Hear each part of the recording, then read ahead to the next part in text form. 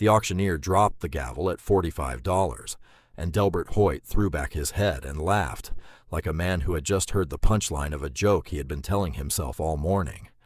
It was the 9th of April, 1983, at the Rennick Farm auction on the north side of Coldwater, Missouri, and the lot in question was a small, chain-wrapped iron deed box, about the size of a Bible and twice as heavy, with a corroded padlock hanging off the front and a second lock built into the lid itself. The chain was welded at one link. The paint on the box was flaked to the color of old blood. Nobody in the crowd wanted it. Nobody, that is, except the lean, stooped old man in a canvas jacket and a work cap, who had lifted one finger without ever quite raising his hand, and who had, without expression, taken the thing home. His name was Emmett Rowe, and he was 68 years old that spring. He had a face that looked like a creek bed in a dry August, all channels and patient erosion, and eyes that were steady in the way a level is steady. His hands were what people noticed if they noticed anything.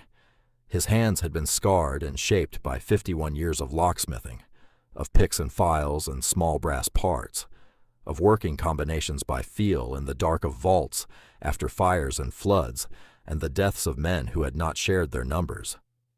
He wore the same chambray shirt he had worn to his wife's funeral in 1979, only softer now, and a canvas jacket with a burn hole above the left pocket, where a soldering iron had once rolled the wrong way. Delbert Hoyt was 49, and he was the exact opposite of Emmett Rowe in every particular a man could be measured by. He was heavy-set and clean-shaven and ruddy at the cheeks, and he wore a Kelly green sport coat over a polo shirt, with the logo of his car lot stitched at the breast, Hoyt Auto Sales, Coldwater's friendliest deal. He wore a gold ring on his little finger, and a gold chain at his throat, and a gold watch that he checked more often than the time required. His pickup, parked near the auction ring, was a 2-year-old Silverado, cherry red, waxed to a mirror, and it sat next to Emmett's 1962 Ford, like a bull calf next to a plow horse. When the gavel came down, Delbert clapped his hands once, loud, and said to nobody in particular and everybody at once, $45 for a chained-up brick. Boys, Emmett just bought himself a doorstop with handles. He laughed again, and a few men laughed with him because it was easier to laugh with Delbert than to be laughed at by him, and one of them said, "What are you going to call that thing, Del?" And Delbert said, without missing half a breath, "The brick. The $45 brick." And the name took hold, the way names will in a small town, and by supper time, half of Coldwater was calling it that. Emmett did not answer. He did not laugh. He did not scowl. He simply walked to the pay table, counted out 2 20s and a 5 from a leather billfold worn soft at the corners, signed his name in the ledger with a pencil, and went to load the box into the bed of his truck. It took 2 men to lift it, and one of them, young Micah Doyle, who apprenticed with Emmett 3 afternoons a week, gave a low whistle at the weight of it. "That's heavier than it ought to be," Micah said. Emmett nodded, once. "That's why I bought it," he said. What nobody at the auction knew, and what Emmett himself only suspected from the way the chain had been welded and from a small, hand-cut mark on the underside of the padlock hasp, was that the box had once belonged to a man named Alden Rennick, who had died in 1961 under a cloud that had never quite lifted from his family, and inside that box, sealed for 22 years, was a story that half the county had gotten wrong, and a truth that one tired woman on the edge of town had waited most of her adult life to hear. Emmett had learned his trade from an old German locksmith in St. Louis named Otto Klemm, who had come across the Atlantic in 1922 with a set of files and a lame left leg, and had opened a shop on Chouteau Avenue that smelled always of graphite and pipe smoke. Otto had taken Emmett on when Emmett was 17, and had beat into him, patiently, over the course of 9 years, one central idea. A lock, Otto used to say, is a small argument between a man who wants in and a man who wants out, and the lock always tells you which side the maker was on, if you have the patience to listen. Emmett had listened. He had listened for half a century now, and he had come to believe that everything a man made with his hands carried in it some fraction of the man himself, so that a good weld sang and a bad one whined, and a lock that had been forged in fear rattled differently than one that had been forged in trust. If you have ever watched a quiet person go about a job that the rest of the world has decided is beneath its notice, and if you have ever felt in your chest that the world was, in fact, the thing that was small, then you already understand what kind of story this is. He had noticed 3 things at the auction that nobody else had. He had noticed that the outer padlock was a cheap sleighmaker from the late 50s, added recently, but that the inner lock, the one built into the lid, was a Corbin from around 1930, hand-fitted, worth 10 times the price of the whole lot on its own. He had noticed that the chain had been welded, not by a farrier or a farmhand, but by someone who knew how to lay a bead, someone whose hand did not shake, which meant the sealing had been deliberate and careful, not desperate.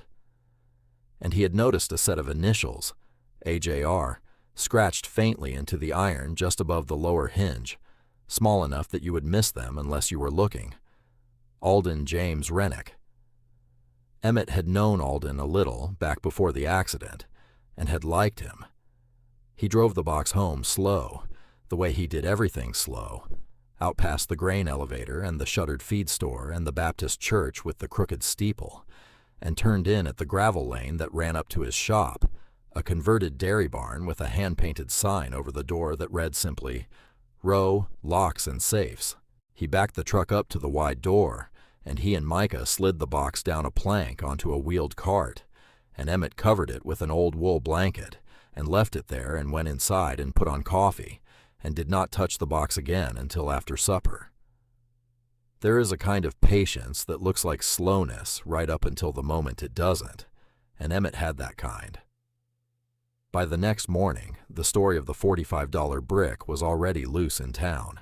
At Merle's Diner on Front Street, the men at the counter were passing it back and forth like a bottle. Delbert had told it 3 times before 8 o'clock, each telling more embroidered than the last, and by noon the box had grown chains it did not have, and a weight it did not carry, and the price had somehow risen to $60 in the retelling, because $60 sounded stupider than $45 for reasons nobody could quite articulate. Micah heard 2 men laughing about it while he was buying a wrench at the hardware store, and he did not say anything, because Emmett had taught him that a man defending his teacher looked smaller than the teacher himself. Warren Pike, who had trapped muskrats with Emmett in the winters of their boyhood, drove out to the shop on the 3rd day, ostensibly to borrow a tap and die set, and stood in the doorway with his hands in his pockets and finally said, "Emmett, tell me straight, what are you doing with that thing?"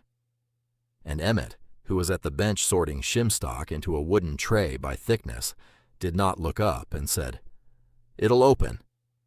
And Warren said, "That ain't what I asked." And Emmett said, "It's what I gotta say." And Warren stood there another minute, and then left, and drove back to town, and told 2 people that Emmett Rowe had finally lost his sense, which by supper had become 3 people, and by breakfast had become half the Rotary Club.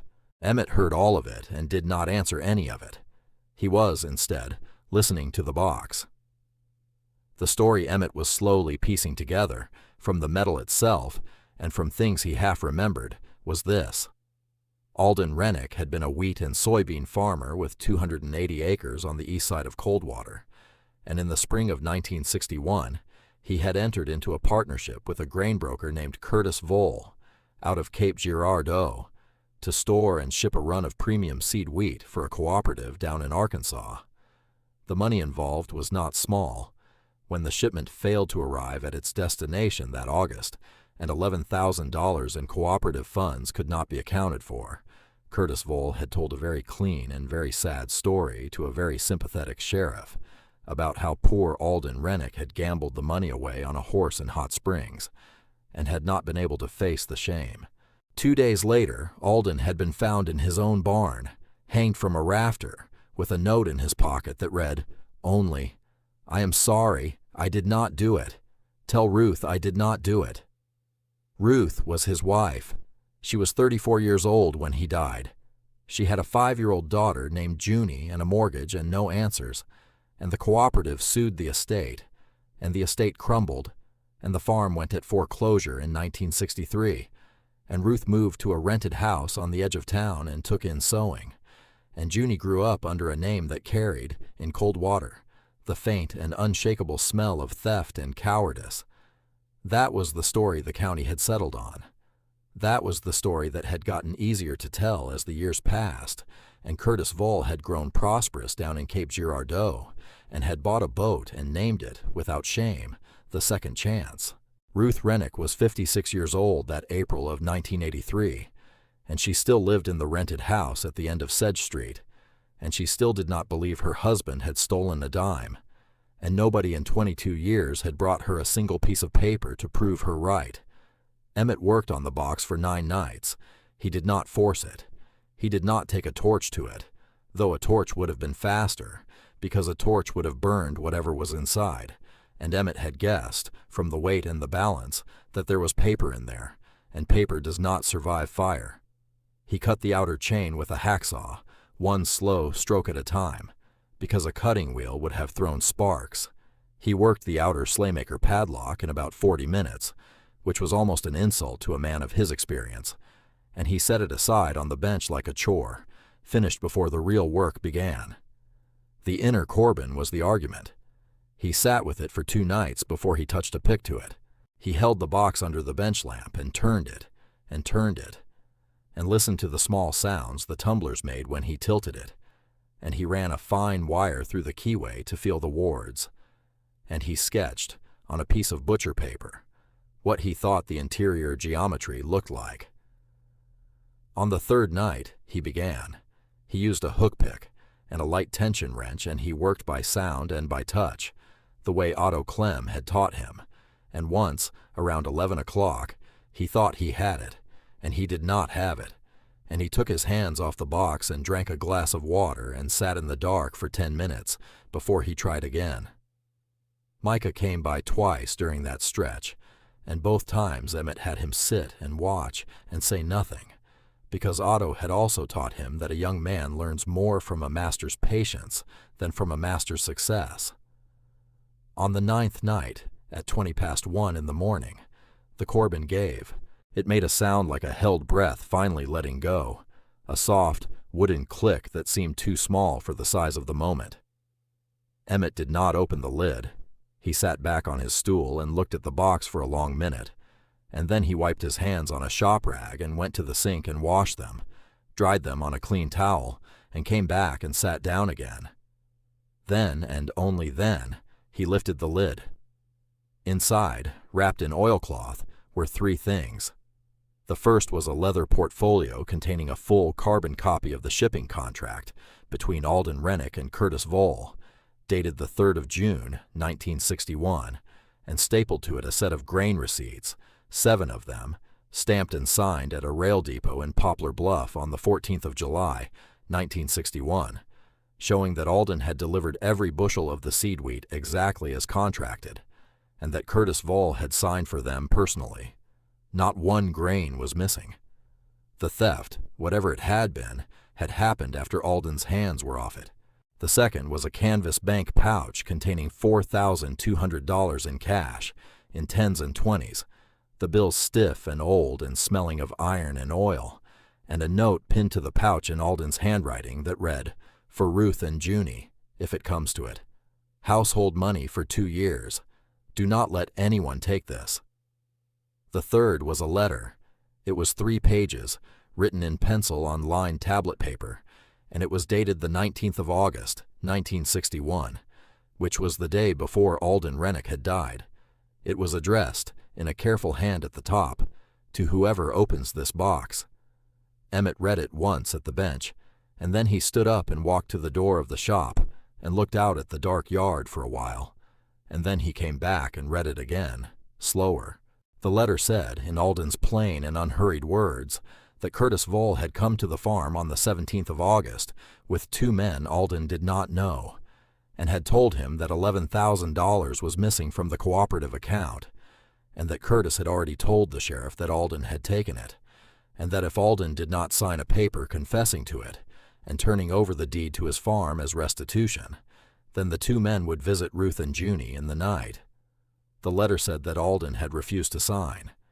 The letter said that Alden had, that same evening, gone into town and put $4,200, which was every dollar he had, into the pouch, and had put the shipping papers and the receipts into the portfolio, and had welded the chain shut himself in his own shop, and had hidden the box in the false floor of the smokehouse, and had prayed that someone, some day, would find it. The letter said that Alden was afraid the two men would come back before he could get to the sheriff himself with the papers, and that he did not know what he was going to do. The letter ended with a single line beneath his signature. It said, "If I am found dead, I did not do it by my own hand, and I did not steal a dollar. Tell Ruth. Tell Junie. Tell them their father was an honest man." Emmett sat with the letter a long time. He could have kept the money. $4,200 was more than he cleared in a good year at the shop, and no one in the world knew what was in the box, and the man who had written the letter had been dead for 22 years. He could have burned the letter and pocketed the cash and told Delbert Hoyt, with a small dry smile, that he had gotten a decent trinket lock out of the deal and left it at that. He could have kept the receipts and used them as leverage against Curtis Voll, who had money now, and would have paid to make them disappear. He could have done any number of things, and no one would ever have known. He did none of them. At 7 o'clock the next morning, Emmett Rowe put on a clean shirt and a decent jacket and put the portfolio and the pouch and the letter into a paper grocery sack, and he drove into town, and he parked in front of the small rented house at the end of Sedge Street, and he knocked on the door.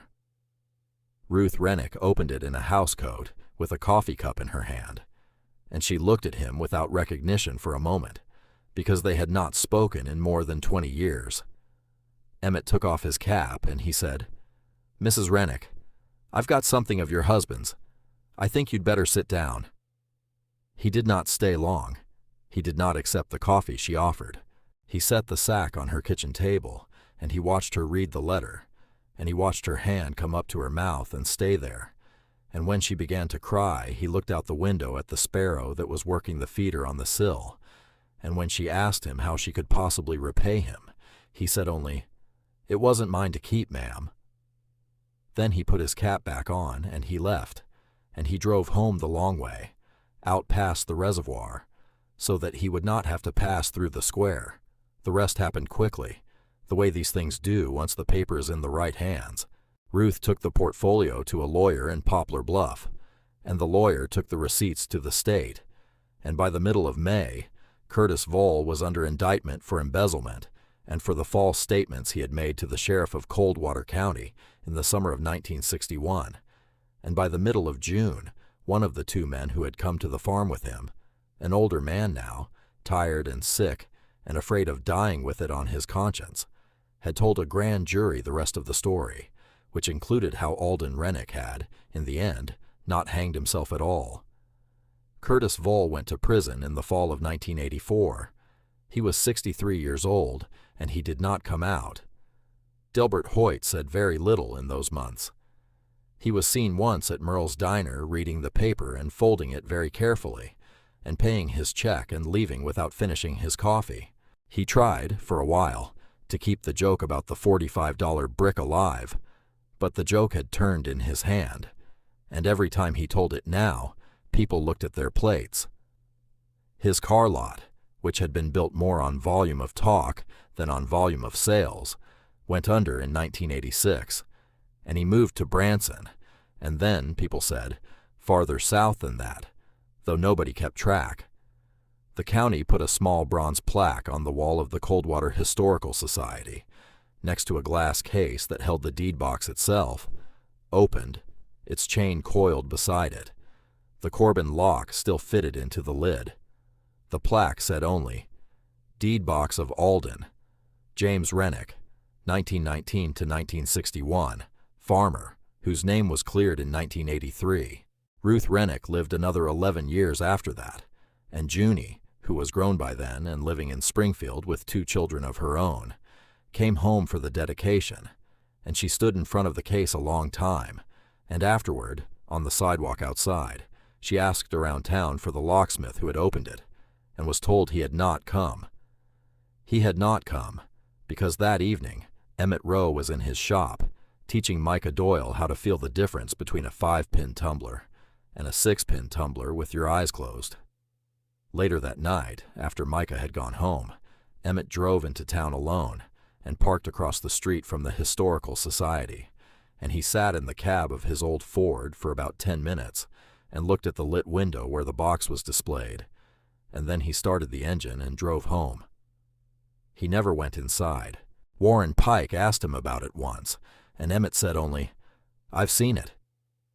And Warren, who was older too now and a little slower to judge, nodded and did not ask again. Otto Clem had told Emmett, near the end of the old man's life, that a locksmith's real work was not opening locks, but honoring what was inside them, because whatever a man locks up is the closest thing he has to a prayer, and you do not treat another man's prayer as your own to spend.